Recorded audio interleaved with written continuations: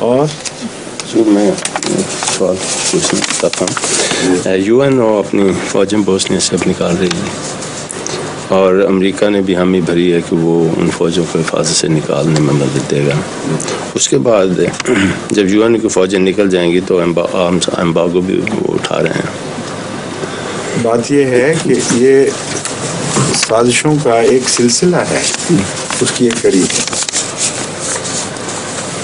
یہ یہاں کے جو وہ دانشور جو دل میں کچھ سچائی رکھتے ہیں، وقتاً فوقتاً اس موضوع پہ سوال اٹھاتے رہتے ہیں، ہمیشہ انہوں نے وہی بات کہی ہے جو میں اس سلسلے میں بیان کرتا ہوں، اور کھل کے اس کے اوپر نہ صرف وہ بات کہتے ہیں بلکہ زیادہ اچھے انداز سے ان معنوں میں کہ ان کے پاس وسائل ہیں، وہ ثبوت بھی مہیا کرتے ہیں ساتھ. میں تو ایک جائزہ پیش کرتا ہوں، اور یہ جو دانشور ہیں یہ باقاعدہ ثبوت بھی مہیا کرتے ہیں اور بڑی محنت کر کے وہ حوالے نکالتے ہیں جس سے ثابت کرتے ہیں کہ بات اس طرح ہے.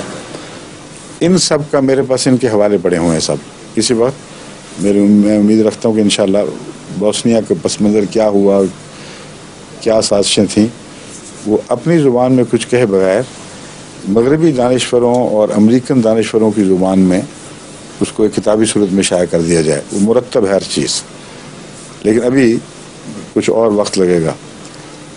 میں اس سلسلے میں یہ بتانا چاہتا ہوں کہ ایک دانشور نے لکھا کہ بات یہ ہے کہ ان کا یہ خیال تھا مغربی طاقتوں کا کہ جو ذرائع ہم نے اختیار کیے ہیں، ایک کے ہاتھ باندھ دیے ہیں، ایک کو کھلی چھٹی دے دی ہے اس نام پر کہ جنگ پھیل نہ جائے، یہ زیادہ سے زیادہ 1 سال کے اندر کلیتاً صفایا ہو جائے گا. اور وہ نہیں ہوا. کیوں نہیں ہوا کسی کی سمجھ نہیں آ رہی کہ کیوں نہیں ہوا. اور جب کچھ بھی باقی نہیں ہوتا تھا تب بھی وہ سر کامیاب نہیں ہوتے تھے اپنی سب فوجی برتری کے باوجود. تو انہوں نے پھر اور میئرز اختیار کرنے شروع کیے، ان کو الجھایا، اس میں گفت و شنید میں زبردستی ان سے اپنا ملک کٹوانے پر دستخط کرنے کی کوشش کی. 1000 پاپڑ بیلے لیکن چلی نہیں کچھ. اور ایک بظاہر ناممکن بات ہو گئی کہ کئی سال گزر گئے ہیں مسلسل، ابھی تک سربوں کو یہ موقع نہ ملا کہ کلیتاً مسلمانوں کا وہاں سے صفایا کر دیں. یہ اور اس میں دن بدن جو انٹیلیجنشیا ہے وہی نہیں بلکہ عوام الناس میں بھی یہ احساس بیدار ہونا شروع ہوا کہ یورپ خطرناک ناانصافی کر رہا ہے، واضح ظلم کر رہا ہے، اور جان کر سربوں کے ذریعے وہاں سے مسلمانوں کا صفایا کرنا چاہتا ہے.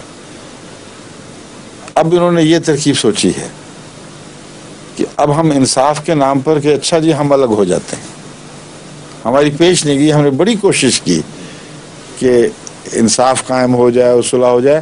اب وہ باقاعدہ برابر بوسنین پر ذمہ داری ڈال رہے ہیں کہ انہوں نے یہ نہیں کیا، انہوں نے فلاں نہیں کیا، انہوں نے بھی ہم سے تعاون نہیں کیا، انہوں نے حملہ کیا تھا فلاں جگہ.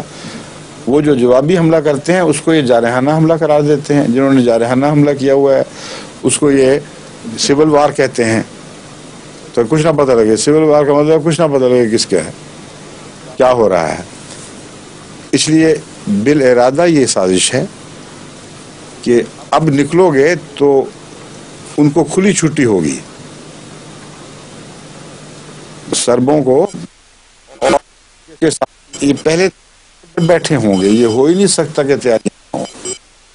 مجھے یقین ہے کہ عام ایمبارگو اٹھائیں گے، ان کو پتہ مسلمانوں کے عام سے بہت دور ہیں اور ان کے رستوں میں یہ حکومتوں پر دباؤ ڈال کے روکیں ڈال سکتے ہیں. اور سربوں کے جو آرمز ہیں وہ اس وقت وہاں پہنچ چکے ہوں گے کیونکہ روس بھی اس میں مدد دے رہا ہے اور کھلم کھلا وہ ان سے کہہ رہا ہے کہ سرب قوم ہمارے قریب ہے اور تمہیں دخل نہیں دینے کا حق. اس وجہ سے روس سے اختلاف چل رہا ہے، بس روس کی بلیسنگ ان کے ساتھ ہے. اور یوگوسلاوین کے پاس بہت ہتھیار ہیں اور اتنا نمایاں ہتھیاروں کا غلبہ عطا ہو سکتا ہے سربوں کو کہ پیشتر اس کے کہ دوسرے ہتھیار پہنچیں. وہ ان کو جو ان کا خواہش ہے، ان کی نیت ہے، इनको वहाँ से मुल्क से अपने वतन से सफाया कर सकते हैं। ये तो है ज़ाहिरी शक्ल में क्या नज़र आ रहा है, ये चालें हैं। और इस सिलसिले में मैंने MTA को कहा है कि इनके अपने दानिश्वर पेश करें। मैं जब कहूँगा तो कहेंगे देखो जी हमारा प्रोपेगेंडा कर रहे हैं यहाँ बैठे।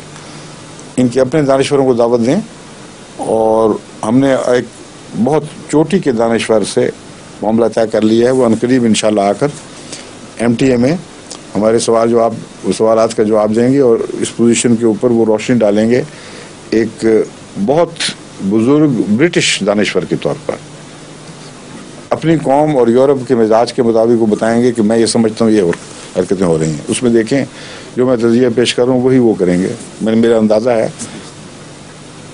जो भी फ़र्क हुआ बहरहाल उनकी अपनी राय होगी, लेकिन उस वक्त फिर हमें कोई ये नहीं कह सकता कि MTA कोई प्रोपेगेंडा कर रही है एक तरफा। बल्कि मैंने इनसे कहा है कि कोशिश करें जो उनके मुखालिफ ख्यालात रखते हैं या मुखालिफ सियासी तज़किया रखते हैं, उनसे भी दरख्वास्त करें कि फ़लाँ साहब तशरीफ़ ला रहे हैं, आप भी आएँ। तो जो जर्नलिज़म का तरीक़ है मौजूदा कि दोनों फरीक को मौका मिले, उसमें उन दोनों को मौका मिलेगा, फिर दुनिया देखेगी कि क्या हो रहा है। मेरा ज़ाती तज़किया वही है जो मैंने बयान किया है कि बहुत ही ख़तरनाक मोड़ पर पोजीशन पहुंची हुई है। अगर इस्लामी मुल्कों ने जल्दी न की और ख़ुसूसन टर्की ने बिला ताख़ीर इनको हथियार और ज़रूरतें पूरी करने के लिए सामान ना भिजवाए, तो फिर अल्लाह बेहतर जानता है कि क्या हो। वैसे जिस तरह सारी दुनिया में जमात दुआएं कर रही है, मुझे उम्मीद है कि इंशाल्लाह इनकी ये तदबीर भी ना कारगर साबित नहीं हो सकती। ये ड्रामा देखा किस तरह शुरू हुआ था। अमेरिका का जहाज़ कितना बना बनाया खेल था। ये बहुत ही कोई हद से ज़्यादा कोई सादा होगा जो ये समझे कि इत्तेफाकन अमेरिका ने बग़ैर मशवरे के अपना जहाज़ पीछे हटाना शुरू किया। कोई सोच सकता है? इतनी सियासत, इनकी डिप्लोमेसी इतनी तरक्की कर चुकी है, और छोटे से छोटे मामले में एक दूसरे से मामला फैमिली करके चलते हैं कि नामुमकिन है कि पहले से सोची समझी तदबीर के सिवा ये इत्तफाकन हादसा हो गया हो। उसी से फिर ख्यालात का रुख इस तरफ मोड़ा। अच्छा, फिर तुम एम्बार्गो उठाना चाहते हो, तुम ये करना चाहते हो कि नहीं हम तो नहीं चाहते, हम तो यूरोप के साथ मिल के चलेंगे। अच्छा जी नेटो में पेश कर दो, वो तो हमारे बस की बात नहीं रही। इतनी देर हमने हाथ बांध के मरवाया है, लेकिन फिर भी नहीं मरा। अब जो हमने यूनाइटेड नेशंस की जो प्रेजेंस या अपनी यहाँ की प्रेजेंस रखी हुई है नेटो की, ये वजह है जो पूरी तरह मरा नहीं। ये निकाल लो तो हम बड़ी जिम्मा हो गए। हमने जो करना था कर लिया, अब इनको छुली छिट जो मर्जी करते फिर, हम बिल्कुल जिम्मेदार नहीं। तो आखिरी किल जो है ना, इसको कहते हैं आखिरी किल की मोमेंट जो है, इसमें ये अपने हाथ खींच के अलग होके बैठ गए हैं। लेकिन अल्लाह की तकदीर चलेगी जो भी होगी, मगर दुआ हमें ज़रूर करनी चाहिए। बहुत ही ख़तरनाक लम्हात आने वाले हैं। और